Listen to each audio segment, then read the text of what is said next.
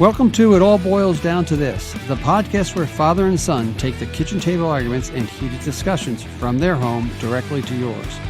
Jim and Jack Boyle will explore the world as only they can. We might even let a few guests join the fun. So sit back, choose a side, watch the water temperature rise, and enjoy stimulating generational conversation about sports and life. Welcome to episode 43 of It All Boils Down to This. Special edition today on a Saturday afternoon. We got JTrev and Kevin O'Donnell with us. Jack on the exercise bike downstairs. Everybody surrounded around the house. Just watching an exciting soccer game there. Not really. England wins in penalties, which seems to happen all the time in Euros. Kevin, I'm going with you first on the soccer. What is an exciting game, huh? That was a waste of 2.5 hours. I was rooting against England because I didn't want my guys on Arsenal to get hurt. They still won. I'm happy Saka made the penalty, but besides that, it was really boring. And I felt bad for JTrev, who does not watch soccer anymore, and he had to sit through that for 2.5 hours. So I apologize, JTrev. All right, Jack, what's your lasting impressions of that game? You want England to win? Oh, Kevin's a disgrace. He's not a real fan. That's it. I'm the biggest fan ever because I want my guys to stay healthy, stay fit, so we can win the Premier League next season. Jack just cares about his personal, his players and his glory and all that stuff. He doesn't care about actually winning trophies. Glory. So I don't care about winning trophies. Kevin, I'm rooting for them to win a trophy. Hey, again, like you said, it's going to go on forever. Who won a trophy for your club? Who won a trophy? Who won a trophy last year? Hey, listen. Arsenal and Man United. JTrev, this is There's a monster echo. Monster echo. Is there? I think there's echo because of Kevin.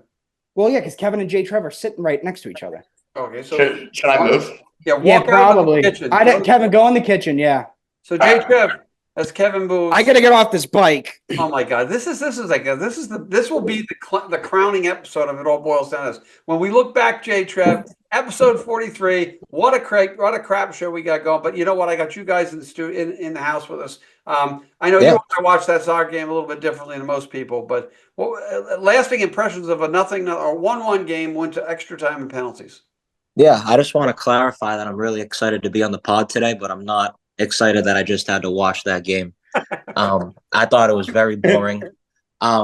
Kevin, he missed. There was a very dangerous chance by Switzerland in extra time. He acted like nothing happened, but I thought extra time was actually pretty good. But the first 90 minutes I thought were horrible.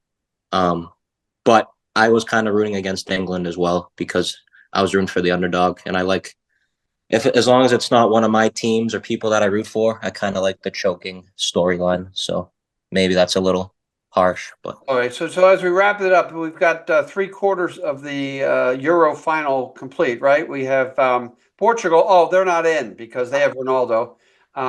So we got Spain, France, England, and the winner of Netherlands versus Turkey, correct? Yeah, who cares? It doesn't matter. This tournament, like Kevin said, it's been horrible. It's not going to be watched. We don't have to talk much more about soccer. Let's get moving. I do have one thing I would like to say though. Yeah. Fox Sports, who won both the soccer rights this summer for the Euros and for the Copa America, they have done an abysmal job. First off, they can't get their mobile app right, which I've talked about for forever, and their web app.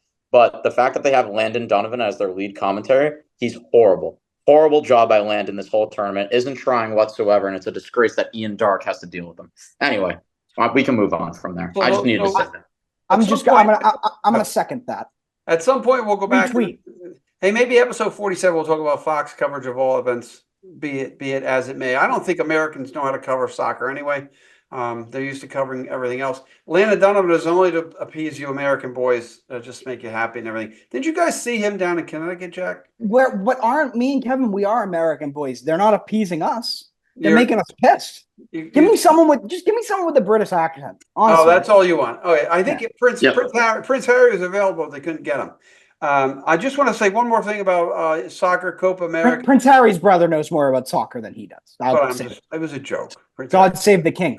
Yes. So Berhalter's gone. U.S. soccer. We'll move on from soccer. I was going to go to the soccer. Whoa! Berhalter's not gone, right? They haven't fired him yet. Oh, he's going to be gone. Come back. Please, dear God. They have some Welsh technical director guy who's running the whole operation. I saw, and he might want to keep Greg. Hey, Mr. Matt Crocker. Welsh. Yeah. They have a Welsh technical director from Wales. I was in Wales. It's not a big country. They can't have too much techno crap going on. So listen, because we got JTrev here and we haven't heard from him for a while. It's so bad. Wait, I'm gonna can I ask a quick question? Yeah. Because because I need to be informed a little bit, from a somewhat outsider looking in. How much of this is on Beerhalter? Like, is blaming him? Isn't that kind of letting some other people off the hook, or would you say a lot of it falls on him? That's a good question. And again, not being the soccer aficionado that the two below me here on the screen, Jack and Kevin are, I think it is the managers. Jack told me once in a podcast that the hardest or the most impactful person in coaching is the soccer guy. Well, he gets fired then. This golden generation, which might not be that great, but that's why I say he gets fired. Jack, yes. Okay, so I Kevin go after, but look, JTrev's right. I do think because of how bad he is, the players are getting left off the hook. It's the most overrated group of players, anyways. Like they beat Mexico in 6 years, they've done nothing. They did get out of the group at the World Cup. The players are overrated, so I'm not going to blame them that much. Berhalter should have been gone after the World Cup. That's the problem. Right. Like he never should have came back. He never should have got the job back. He had like insider deals. I don't know. He knew someone and he got the job that way. That's why he shouldn't be the coach. And he's an idiot. The USA can do better. The other thing, JTrev, is Jesse Marsh, who's an American, has Canada in the semifinals right now. Oh, Horrible. Kevin, your take on that one? And he was an obvious candidate. Marsh was the obvious candidate, after the World Cup. I would say, in comparison to like 10 years ago when we first watched soccer, the national team is 10 times more talented. And that was like the Tim Howard team against Belgium and all that stuff. And they got to, what was that, like the quarterfinal maybe of the World Cup or maybe round of 16? I think it was quarterfinal. But like we should be at that level, if not better. Like this is a very talented team. They should be striving for the quarterfinal in the World Cup. To get knocked out is embarrassing, especially in a very weak group. I mean, they got screwed over with the red card and stuff like that. But still, I mean, it's Panama and Bolivia. You got to beat those two opponents. Well, that's the thing. Like, for JTrev's players thing, it's like Tim Weah. If he doesn't get a red card, they make the quarterfinal. They finish second in the group. Probably, yeah. Right. But again, JTrev, no excuses. JTrev being the football guy that he is, it's sort of like, does the head coach of the college team, does he get fired if the players suck? Yes. Right?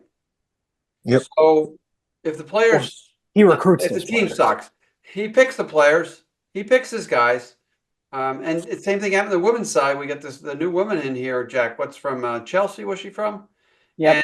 And she's just cleaned house. She said to Morgan, "You're done." And you got to make tough decisions in that spot.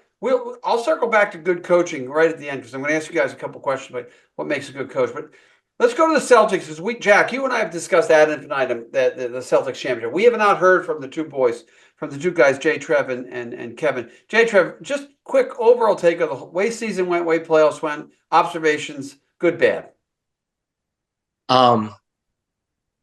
We've come such a long way. So we didn't do it officially on It All Boils Down to This, but me, Chris, and Jack recorded a podcast. Did that get published, Kevin and Jack? Yeah. It did. So if you guys remember the mood and, the tone of the conversation then, after that Heat loss, it was like the world was ending. And, for, the entire journey in the Brown and Tatum era, just knocking at the door every single year. It was just such a good feeling to get the whole thing done this year. And, that, winning, that Game 5 victory against Dallas, like, I don't know. In my lifetime, like on a singular night, I don't know if it compared to the Falcons and Seahawks wins when I was a massive Patriots fan, but in terms of like what the overall championship meant to me, it absolutely meant the most of any Boston victory I've been a part of, just because of how long it took them to get back since the big three in 2008. So I thought it was just a great feeling.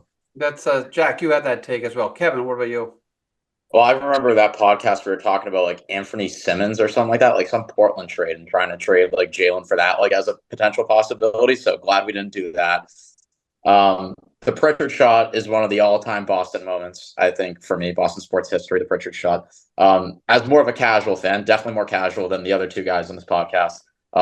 Casually watching the games this year, they were awesome. I loved Porzingis, and then the playoff run was dominant. So next year will be interesting. I think as long as Jalen and Jason get along, like there should be a repeat and play 100%. Like they're the clear favorite. So the parade was awesome. I got to meet Big Al on the street in Boston, which was a few days ago. So me and him are close personal friends. But yeah, looking forward to running it back.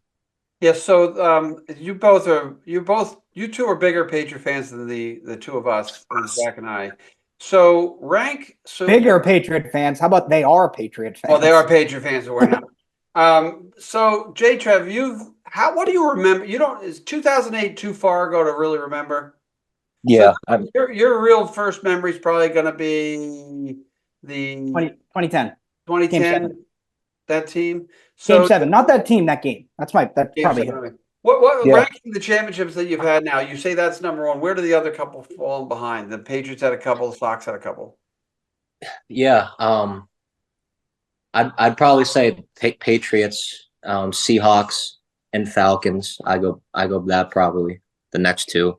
Okay. And then I'd probably say the Red Sox in 14 and 13, correct. And then Correct. 13. Yeah. And then probably the Patriots. The Patriots against the Rams was a weird one for me. Like, obviously I was still a big Patriots fan then. I say still because it's like I'm hopping off the bandwagon as they've not been as good, but I'm just not that rabid Patriots fan that I once was, for different reasons. That comes with age. Plus you're also working in the business now, so it changes your perspective. Right. So yeah, like that Rams one really, honestly, the 18 Red Sox, I think I'd put over that one too. Like it was an enjoy. I enjoyed them all, but I'm not letting JTrev talk about the 18 Red Sox when like that whole summer we had to argue about like the players. So no, JTrev doesn't get that one. Okay. What do you mean? What are you talking about? Oh my God, let's get Chris. You remember that? It was like you might have Judge versus Betts. Like you would go to war for Aaron Judge. That's not true. I was busting chops on the way home from a Jersey trip. I just remember Chris got very mad at you for that. Like very mad. He did. Oh yeah. They were ready to fight in the car. I remember that. That was bad. That was a tough. Well, because JJ was being an asshole, like he was. Yeah. Kevin, what about you? I got when England got eliminated and my players stayed healthy. I don't even know what he said. I got Seahawks 1. I got the Bruins in 2011 2. I have Falcons 3, 13 Red Sox 4, 18 Red Sox 5, and then the Rams Patriots as last. I think that would be. Oh, and then where the Celtics rank in that? The Celtics probably after the Falcons, so maybe they're 4. Okay, good. I would say. You guys both have. They're selling that Rams Super Bowl short. These guys had their pants off after that Chiefs game that year. They're forgetting all that. Yeah, the Chiefs game was awesome. Still here, yeah. Dude. You were the favorites to win the Super Bowl. Hey, I have a question. Why isn't that Tampa Bay Super Bowl up on your rankings? No, it's not. I'm joking. But I did enjoy Brady winning that one, which I'm sure you love, Jim. But Brady. I love that. The only reason I like that is because my boy Bruce Arians was the coach. Jack, no drinking on the podcast. Come on. I'm not. Hey, so both you guys have I know both your fathers, and they're big sports fans as well. So JTrev, and do they talk about '86 Celtics like that's the God-given gift to basketball, JTrev? Oh yeah. No, I get texts or in-person conversations about the '86 Celtics multiple times a week, so it's still a very common occurrence. Kevin? My dad does not talk about the old Celtics whatsoever. He's like he's a Pats and Red Sox guy at the end of the day, really. He's a Carlton Fisk guy though, right? Your dad. Huge Carlton Fisk guy. Huge Fisk guy. Yeah. You know who went to school? Who? That's the most Tommy T thing ever. UNH. Went to school in Vermont. Okay, no, JTrev gets a pass for that. Okay, he went to UNH. Did he really? I didn't know that. I didn't know that either. JTrev, you're a legend here. Hey, so how would you rank, JTrev? How would you rank this past Celtic championship? As of course, Jack just all of a sudden he leaves.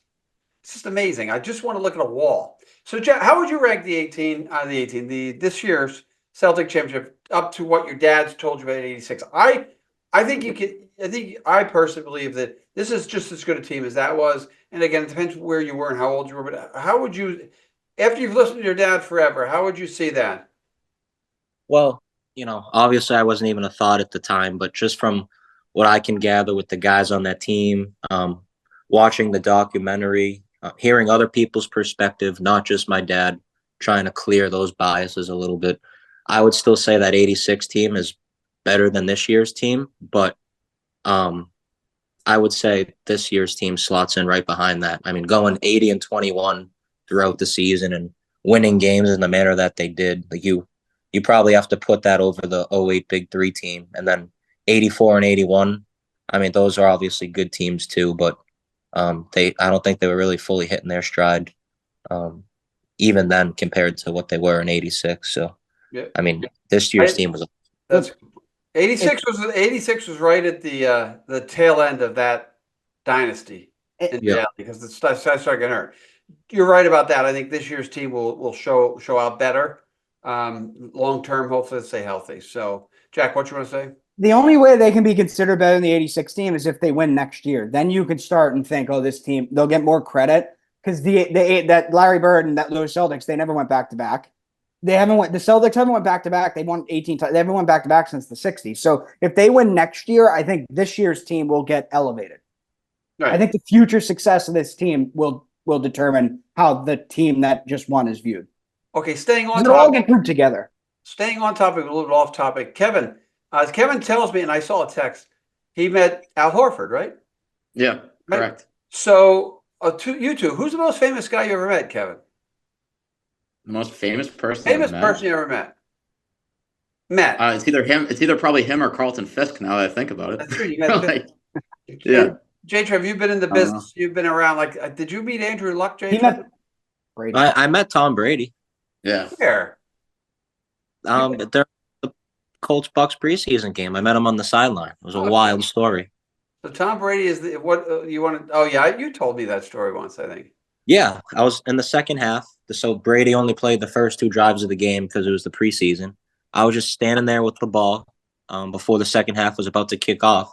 I got a tap on my shoulder. I turned around. It was Brady. And, I don't want to tell the whole story because, you guys will probably be bored to tears. But it was like a nice 30-second interaction. He could tell I was from Boston with my accent, which was pretty cool. And I was shaking in my shoes the whole time. It was pretty cool. Did you tell him that these balls are not deflated? Well, it's funny because he kind of made a Deflategate reference because my boss with the Colts was, obviously being a Colts equipment guy was part of that whole process. And process. So he knew my boss's name is Frog. He mentioned Frog to me, which I thought was pretty cool. So clearly he still had a little beef about that whole situation. That's good. Which is fun. This Carl he still has beef. He still has beef about the 2000 draft, Tom Brady. He doesn't forget things. He's the most petty person on the planet. That's part of what made him so good, I think, that chip on his shoulder. Oh, what you shaking your head for, Kev? No, that's how he is. That's why he's the best ever. The memories are coming back. So let's go back to the Celtics. They announced, Wick Grossbeck announced the family is going to sell the team. Unbeknownst to everybody, that his father, who created his Continental Cablevision, I think he created, or whatever it was, he's the majority owner, and Wick only owns about 2%. So they're up for sale. Jack, I'll start with you. Are you worried a little bit or not? Yeah, I mean, I'd have to say I'm worried. I love Wick. Wick's the best owner we got in the town, the best I've seen. I'd love for Wick to stay, but Wick might not be able to afford it. Wick's dad, I don't think, wants to pay the money, and they're at an all-time high value. So we'll see what happens. I'm gonna wait to see as we get further down the road, and I'm not gonna overreact to this yet. Hey, Trev, how about you? Yeah, I'm with you. I'm not gonna overreact either. I think it's important. Obviously he's in a position to sell. He's going to want to get the most buck he can. But I think at the same time, he bought the team not really from a hedge fund manager position, but also from a, genuinely caring about the team. So I think when he looks to sell, he might try to, kind of look for the right candidate to step into. I don't think he would sell it to somebody who he would think would run it into the ground or, maybe You can say the name. You can say the name. John Henry. Yeah. Fenway Sports Group. Kevin, how about you?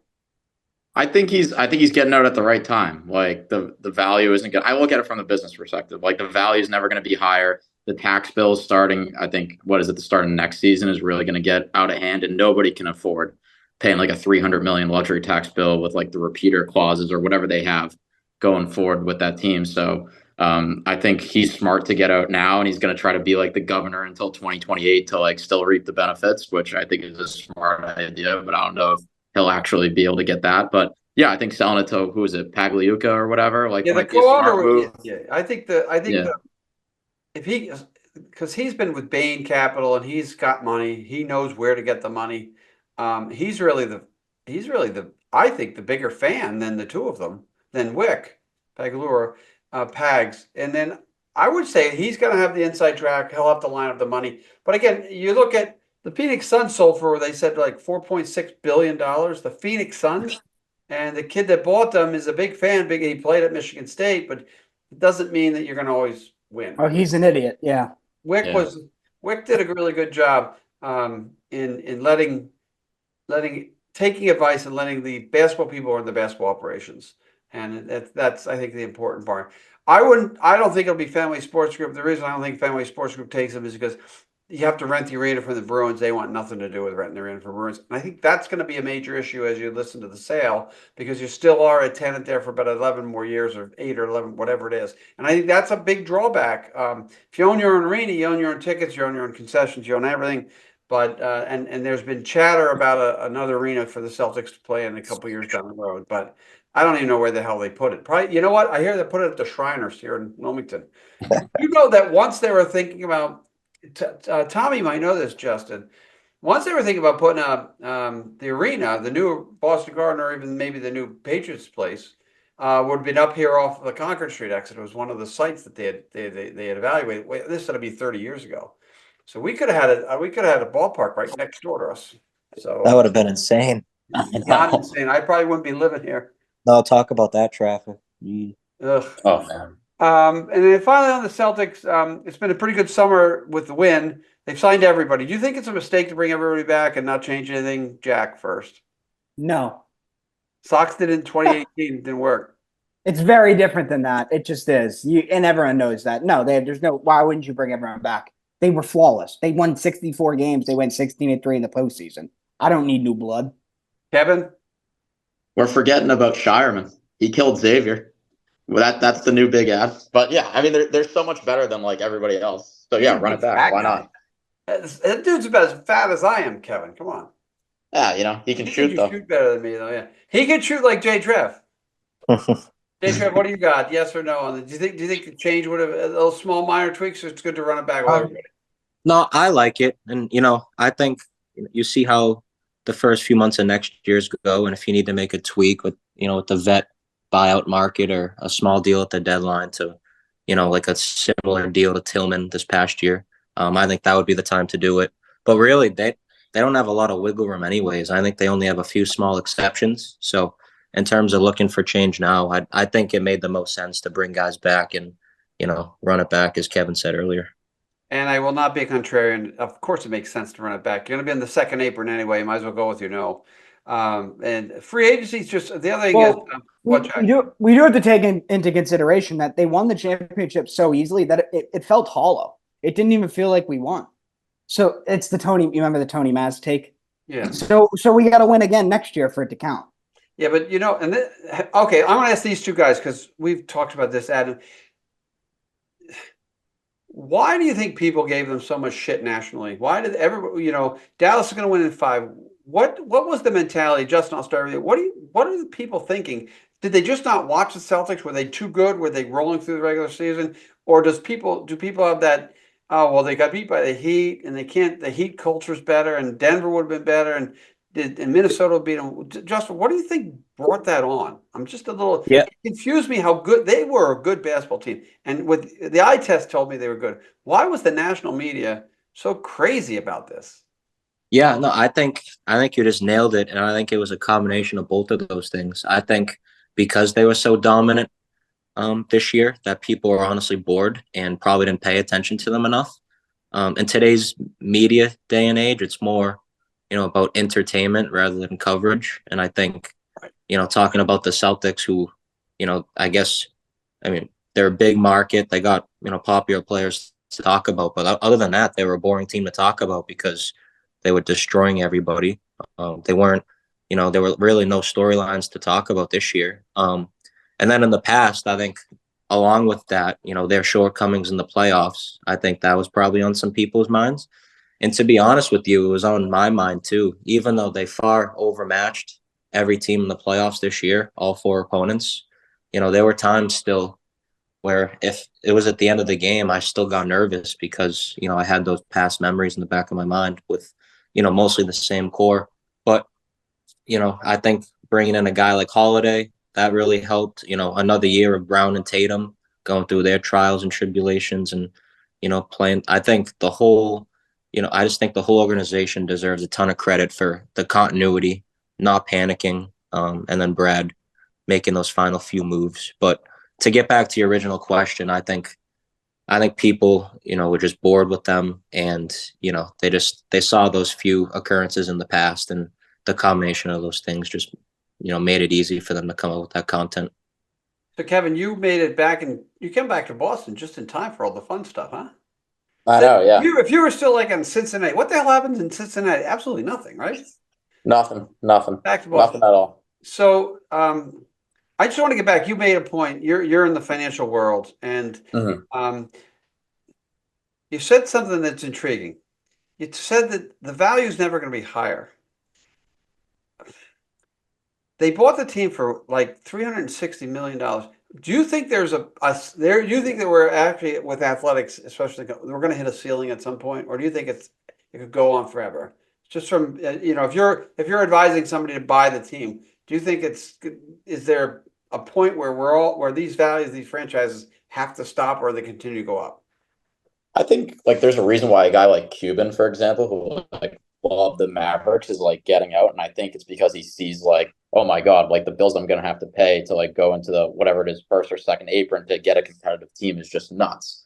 So I think the values may still go up. Like the NBA especially is just ridiculous. And like the new TV contract that's like worth what, 76 billion or something like that. Like I can't even wrap my mind around that. But I think like eventually it's just all going to be owned by like these huge like hedge fund private equity groups, and that's not going to be any fun down the road. You're going to see less and less like individual owners that actually care about it owning these teams, which stinks. But yeah, I think it's smart to get out now. Just because unless you have unlimited money, unless you're Bezos, Steve Ballmer, like unless you're somebody like that, a Steve Cohen, you're not going to be able to afford these teams. Like Wick cannot afford this team. That's why he's selling. Yeah, because his father's going to eventually pass away, and they're going to have issues. Yeah. He won't be able to. The tax issues will be a nightmare for them anyway. You're right. I'm just curious. I'm old enough to remember when the Yankees, George Steinbrenner brought the Yankees for like $10 million, and the Yankees are one of the most valuable franchises in the history of the world. So I don't know. I remember 72 to 2024. It's just been it's been getting greater and greater and greater. So that's a good point. Do you get out and hope that you get out at the right time, or because you're right, the costs are starting to overrun with the way they do the tax, this luxury tax and everything. I think that might be correct. So at least the cost to win. Like, right. Yeah. Yeah. Maybe the value goes up, but the cost to win is just so much greater. Jack, you were saying Jordan Poole. Is that who you're telling me about? Jordan Poole got more than Derek White, right? Yeah. Jesus H. Christ. It's just oh well. And they signed what's his name, Paul George, for 4 years at 34 years old. So who knows? But that's enough of the Celtics. We've beat the mess. Hey, we were going to talk about the Red Sox, but I just looked on my phone, and as of the broadcast, they're now losing 10-4. Oh. Their bullpen sort of and there's pitching. Oh, we'll give it. Kevin, you've had enough. You've been playing fantasy baseball, so you've been alert to baseball. What do you where do you think the Red Sox will fall? Where do you think they land in this day and age? Do you think they can make the wild card or not? And do you think they need to make a move? Borderline wild card. If they want to win, then go out and get a guy. But you were talking about getting rid of Jansen last night. You know what I mean? And I could see that happening too, just because my main takeaway with the Red Sox is that it's inexcusable that they're going to let Cora walk, and that people think it's a foregone conclusion that he's going to leave. I think that's crazy. you have the best manager in baseball and you don't want to keep him. And so, with that, you might as well just sell, like what's the point? Or you're like, hey, this is the last hurrah, like go after it. But I mean, the team isn't good enough to win the World Series, obviously. So Yeah, but neither was Arizona last year, and they got to the World Series. true. It's easy. I think they sell. I really think they move Jansen, at least at the minimum, and continue to build. And again, I'm glad they're competitive. It's fun. That game last night was extremely fun with the 2 home runs after you crapped all over Yoshida.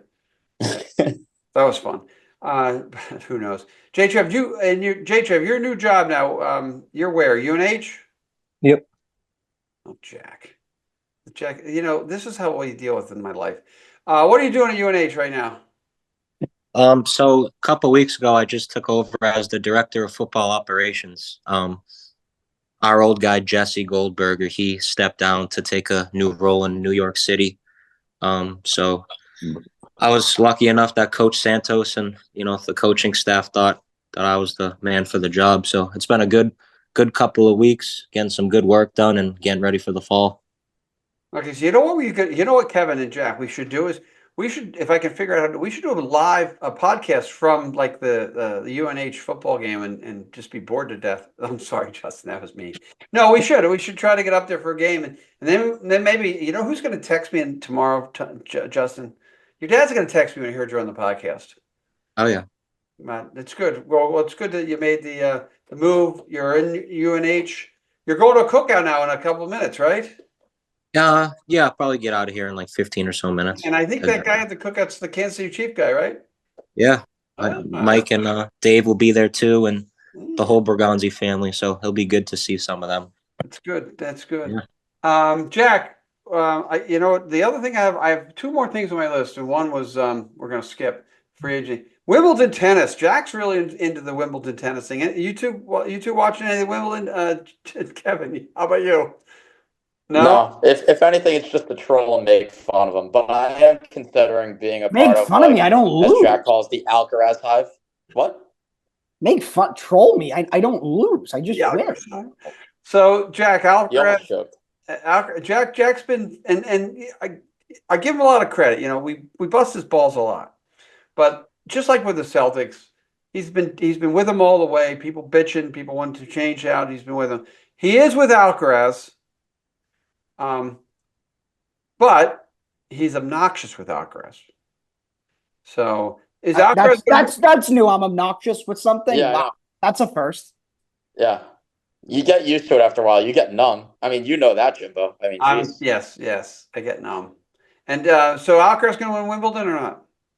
Yeah, of course he's going to win Wimbledon. He's a fantastic player. He's got a great head on his shoulders. Loves Spain, loves football, loves life. He's just a joy to watch right now. Hopefully he stays like this forever because again, his talent's incredible and his attitude's incredible. So all right, well, Alcaraz. I've got a special guest here going to tell me whether Alcaraz is going to win Wimbledon or not. It's called Jason Tatum. He says no. Okay. So he's not going to win.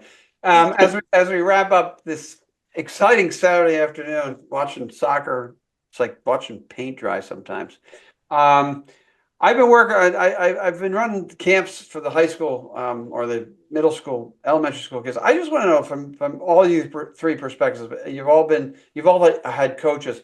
What do you think, Justin? I'll start with you. What makes a good coach? What do you think the 1 or 2 qualities are that make a good coach? I think most importantly his ability to relate to players. And I think that comes with, being a former player themselves and also, just doing it for a long time and seeing how, some kids react to some things and how they might not react to others. I also think adaptation is a very important one. Not every person's the same. Maybe not coaching. You can't coach every guy the same. So, year by year, things might change too, depending on the state of your team, the state of the league, whatever factors there are. So, I think those are two important things for a coach. Kevin, how about you? Yeah, the first thing that I thought of, and JTrev just talked about it too a little bit, is just like relationships and trust.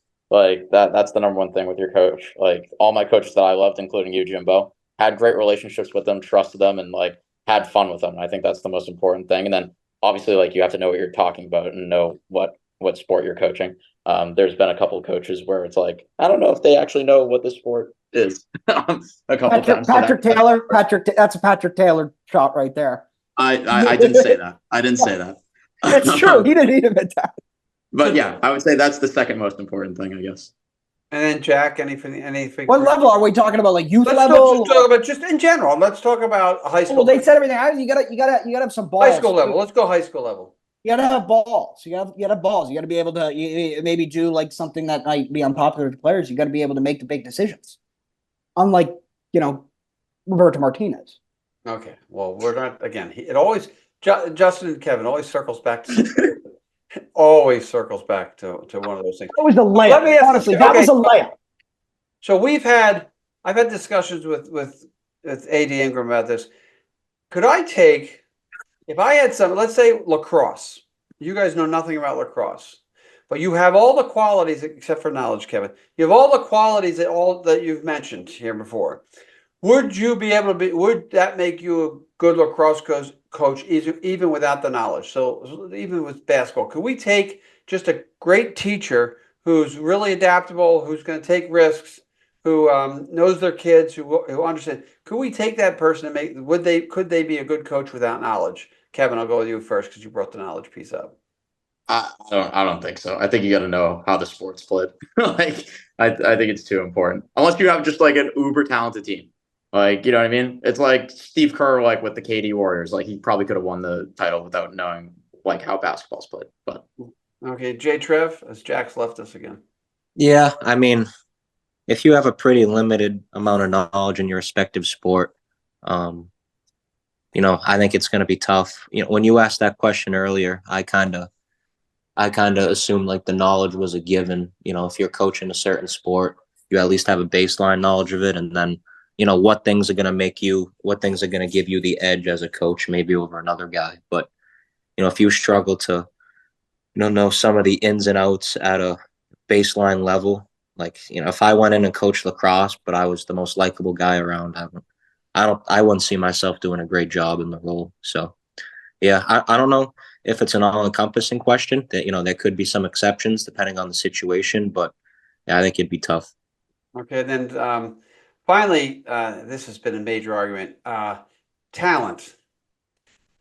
If you have no talent, and let's say we're Wilmington football, and we bring in Bill Belichick to be the coach with no talent. He's not winning a state championship, yes or no, Jack? Well, this is a Chris thing. yeah. Yes, it is. Yeah. No, of course he's not. Yeah. How about you, Kevin? No way. And this was the Guardiola thing with the high school soccer team. Yes, it was. Remember? Yeah, you're right. Yeah, no chance. No chance. Yeah. And Jake, they'll get better. Maybe, Better, but maybe if like they were like losing in like the quarterfinal, like they were like close, like they had talent, they were like maybe you put them over the top. But Wilmington High School is a sub 500 football program every year. Yeah, right. So there's no talent. So again, you can be the most adaptable. You can be the greatest. What's JTrev's take? Oh yeah, I forgot JTrev. Go.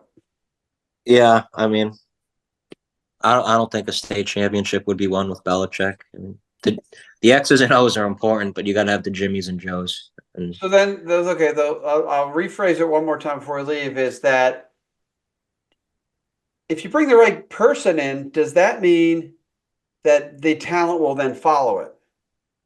So, like I say, if you have a losing mentality, you're going to have a losing mentality. But if you bring a person who has a winning mentality, will the talent follow that thing? Let's use Wilmington as an example. You all went to Wilmington High School. Jack, you're saying no? We need better genetics. That's not going to change. We need the Medco program. We just don't have, no. What do you mean talent will follow? No. Well, you can develop players like over time. Like if you're a high school coach and you get kids for 2, 3, 4 years, you can make them better over time. But football's like such an athletic type of sport where it's like, you know what I mean? Basketball the same way, right? Yeah. I mean, I would say soccer might be one of the is easier to develop than like football or basketball. Like football's almost pure athleticism. How many players? It depends on the sport. Well, it's like how much positions in football do you need like skill? You need at least 8 skill positions, right, Justin? I think. What was the question, Jim? How many positions of football are skill, and how many are just big beefy No, guys? that's not how many. Well, it's like there's a good chunk of football players. You don't really need like skill, right? You got to be a freak athlete almost. Yeah, but good question, I by the way. yeah, no, I'd probably disagree at the higher levels, but at high school, that's probably an accurate statement. So I would say skill wise, high school wise, even offensive and defensive linemen, if you have size, they don't have to be the most skilled person if they learn the basics. But you need a quarterback, you need running back, you need receivers, you need defensive, you need cornerbacks, you need safeties, you need linebackers. Those are skill positions. If you have a great athlete, can you take a great athlete and make him a great quarterback or a great receiver? That's another question then. And do we just not have the right athletes playing football or basketball or whatever? But that's another discussion for another day. That's all. I just like to ask that question because we have these discussions all the time. I have the football camp and we've got like 5 or 6 kids who look like they got great hands, they're quick and everything, but does that translate to becoming great football players when they're 14, 15, 16 years old? So JTrev will keep us updated on that because he's going to see that at the next level. Because you're at the FCS level, right? Yeah. So that's Division 1, but they play championship. Although everybody's got FCS. So Yeah. final words, Kevin. I'll let you start. Anything else you want to shout out or talk about as we get ready to wrap up episode 43 here? Yeah, I mean, just Landon Donovan should resign from his position as the lead color commentator for the Euros. That's my big thing right now. That's top of mind. JTrev, how about you? You should cut his hair too. Okay. Final departing thoughts? Final thoughts. Thing will shout out your dad. Hey, shout out Tommy T because I'm sure her watching. Yeah, I mean, I really enjoyed this today. I know it's been a while since the last time I was on, so I'm glad it worked out to get us all on at the same time. The Celtics, absolutely great run. I'm still fired up about it. Everything sets up for them to have a real chance at it the next couple of years, which is pretty exciting. Hope you all had a great fourth. And, now that the fourth's over, we're slowly and surely working our way towards football season, which is pretty exciting. So looking forward to that. Yeah, the next time we have you guys summer's over according to Rico. Next time we have you guys on, we'll start the football look because Kevin is my college guy and you're my pro guy. So we'll have some good conversations. The good news is because I can do anything from Zoom here, I can get you guys on whenever I need to or we can. Jack, final thoughts. I don't want to hear any crap about crap. Even better. So we turned on the Red Sox game because I saw that Devers hit a home run and Cole's come out of the game. The camera was stuck on Verdugo on left field. Like, why is it Verdugo? Well, Verdugo had pimped a home run way worse than Devers did like the inning before. When Devers ran around second base, he looked out at Verdugo and taunted him. So Rafael Devers is having the year of his life right now. I love Raffy Devers. Then you got to watch it. He literally went like that at him. It was funny. And then Garrett, so Verdugo pimps a home run the inning before, and then Devers does the same thing, and Cole whines about it. Yeah. Hey, that's good. That's good inside information. I don't have to defend him anymore. He's not on my fantasy team. But I will say one thing: I hate Verdugo. That's all. That's my final word for this. Yeah, final thought. Final thought for this: I hate Verdugo. The biggest waste of a trade. And Heimblum, he can go to hell too, for all I care. But that's my final thought. And they're getting smoked. And Kevin, quickly, rip on Yoshida real quick. Well, he's not allowed to. He's not allowed to have a home run. I'll credit myself for the Red Sox win last night because I literally jinxed it. I said I would take back everything I said about Yoshida if he ties this game up right now, and he did like one pitch later. So credit to me for Red Sox. There you go. Hey, listen, thanks, guys. Great having you around. And it's going to be the summer of guest stars as well because we get the whole summer until football gets going and baseball gets into the piece. We'll have a good time with that. So I can zoom in anytime. JTrev, thanks for joining us. Kevin, again, way to keep the Red Sox on the winning streak there. Well, you didn't really help us today much. So they're getting beat. And then Jack, of course, thank God that soccer game's over. We only have another week and a half of the Euros and Copa and everything else.